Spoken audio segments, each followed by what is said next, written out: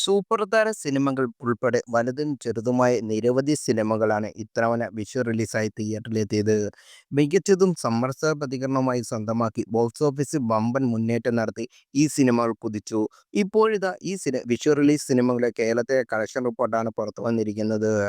നസ്ലിൻ ചിത്രമായ ആലപ്പുഴ ജിങ്കാന, മമ്മൂട്ടിയെ നായകനാക്കി ഡിനോ ഡെന്നീസ് ഒരുക്കിയ ബസൂക്ക, ബേസിൽ ജോസഫ് ചിത്രം മരണമാസ് എന്നിവയായിരുന്നു വിഷു റിലീസായി എത്തിയ സിനിമകൾ. ഇതിൽ ആലപ്പുഴ ജിംഖാനയുടെ കളക്ഷനിൽ ഒന്നാമത് നിൽക്കുന്നത് 38.30 കോടിയാണ് ചിത്രം കേരളത്തിൽ നിന്ന് മാത്രം നേടിയത്.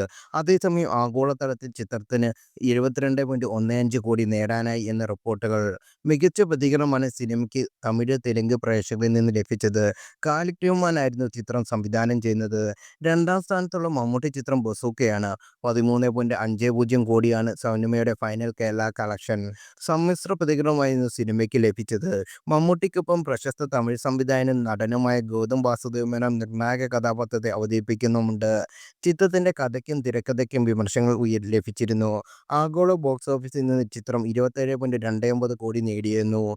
ബേസിൽ ജോസഫ് ചിത്രം മരണമാസിന് കേരളത്തിൽ നിന്ന് നേടാനായത് 12.70 കോടിയാണ്. ഒരു പക്കാ ഫൺ റൈഡ് തന്നെയായിരുന്നു മരണമാസ് എന്ന് പ്രേക്ഷകർ അഭിപ്രായപ്പെട്ടു. വാഴ, ഗുരുവായൂർ അമ്പലനടൻ എന്നീ സിനിമകളിലൂടെ പ്രേക്ഷക ശ്രദ്ധ നേടിയ സിജു സണ്ണിയായിരുന്നു മരണമാസ് സിനിമയുടെ കഥ ഒരുക്കിയത്.